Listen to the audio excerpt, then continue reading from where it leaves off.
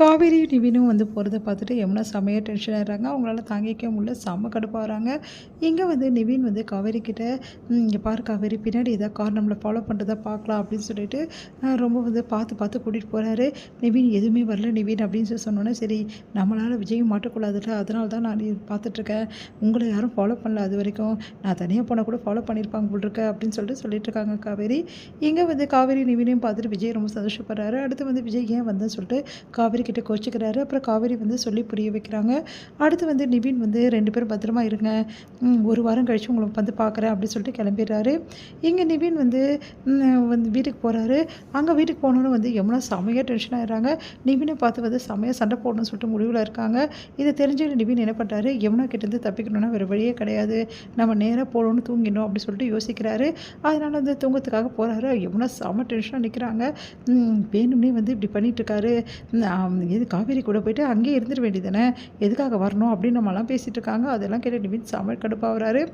இங்கே வந்து என்ன பண்ணுறாங்க, விஜயும் காவேரி ரொம்ப சந்தோஷமாக இருக்காங்க. 2 பேரும் நல்லா பேசிகிட்டு இருக்காங்க. அப்போ வந்து விஜய்க்கு வந்து காவேரி வந்து பார்த்து பார்த்து எல்லா விஷயத்தையும் செய்கிறாங்க. அவருக்கு வந்து அந்த அமநோய் வந்திருக்கிறதால அவருக்கு வந்து அந்த ஃபுல்லாகவே வந்து பொங்கி போயிட்டுருக்குது உடம்பெல்லாம். அதெல்லாம் வந்து தொடச்சி விட்டு க்ளீன் பண்ணி அழகாக வந்து வேப்பல் மஞ்சள் அந்த மாதிரி விஷயங்கள் எல்லாம் வந்து எல்லாமே போடுறாங்க. அடுத்து வந்து வேப்பிலையெல்லாம் கட்டி வந்து அவர் அதில் படுக்க வைக்கிறாங்க விஜயை. விஜய்க்கு வந்து எல்லா விஷயமும் வந்து ரொம்ப அழகாக வந்து நேர்த்தியாக பண்ணுறாங்க. அவருக்கு தேவையான கஞ்சி, அதுக்கப்புறமா அவருக்கு தேவையானது எல்லாமே வந்து சமைச்சு கொடுக்குறாங்க. இதனால் விஜயும் ரொம்ப சந்தோஷப்படுறாரு.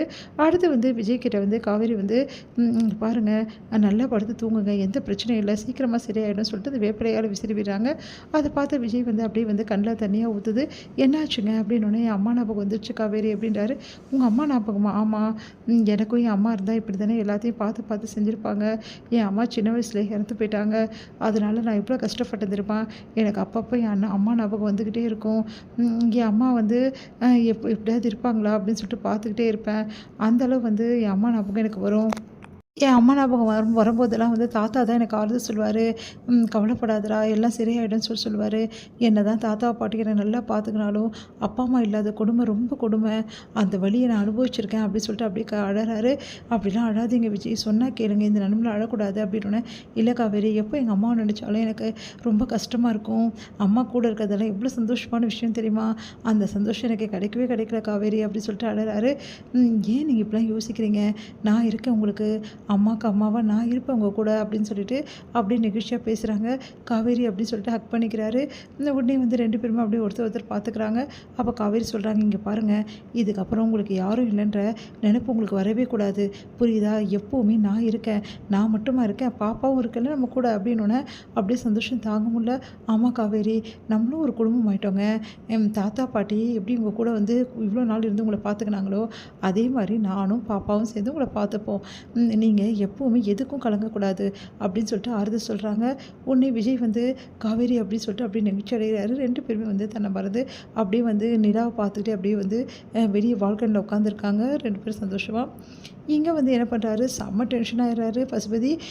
வந்து யோசிக்கிறாரு, விடவே கூடாது, எப்படியும் வந்து அந்த காவேரி விஜய் வந்து சும்மா இருக்க மாட்டாங்க, ஏதாவது ஒன்று பண்ணி நம்மளை வந்து டென்ஷன் ஆக்கிட்டே இருப்பாங்க, அதனால் விடக்கூடாது அப்படின்னு சொல்லிட்டு யோசிச்சுட்டு என்ன பண்ணுறாரு, அந்த ஆளை வந்து கட்டி வச்சுருக்கீங்களே, எந்த பிரச்சனையும் இல்லைல்ல அப்படின்னு சொல்கிறான். அந்த ஆளை கட்டி தான் வச்சுருக்கோம், உங்களுக்கு எந்த ப்ராப்ளம் கிடையாது, அந்த ஆள் வந்து தப்பிக்க முடியாது அப்படின்னா, அந்த ஆள் அப்படியே யாருப்பா அப்படின்னோடனே, எல்லாம் அந்த வெண்டாவோட மாமா தான்மா, ஏன்ப்பா அப்படி பண்ணுறீங்க அப்படின்னு சொல்லிட்டு கேட்குறாங்க. ராகினி கிட்ட வந்து பசுபதி கேட்டோன்னே ராகினி சொல்கிறாரு, வேறு என்னம்மா, அந்த ஆள் சும்மா உளறினே இருக்காரு, ஒரு வேளை விஜய் கிட்ட போயிட்டு எல்லா விஷயத்தையும் உளறிட்டான்னா என்ன பண்ணுறது, அதனால தான் அந்த ஆளை ஒரு இடத்துல கட்டி போட்டிருக்கேன், யாரும் ஒரு இடத்துல கட்டி போட்டிருக்கேன், இதுக்கப்புறம் அந்த ஆள் வாயே திறக்க முடியாது, விஜய் கிட்ட அந்த ஆள் எல்லா உண்மையும் வந்து சொன்னான்னா கண்டிப்பாக விஜய் வந்து போலீஸ் ஸ்டேஷனில் கூட்டின்னு போயிட்டு அந்த ஆளை சொல்ல வச்சுருவான், அதுக்கப்புறம் ஈஸியாக அந்த அப்பா மாட்டிப்பேன்ல, அதனால தான் இப்போ இப்படிலாம் பண்ணி வச்சுருக்கேன். சரிப்பா, அந்த ஆள் எவ்வளோ நாள் கட்டி வைக்க முடியும், இந்த பிரச்சனைலாம் கொஞ்சம் தீரட்டும், இந்த விஜயை போலீஸ் பிடிக்கட்டும், அதுக்கப்புறம் அந்த ஆளை என்ன பண்ணுறதுன்னு பார்க்கலாம் அப்படின்னு சொல்லி சொன்னேன். சரிங்கப்பா, சூப்பர் ஐடியாப்பா அப்படின்னு சொல்லிட்டு சொல்கிறாங்க ராகினி.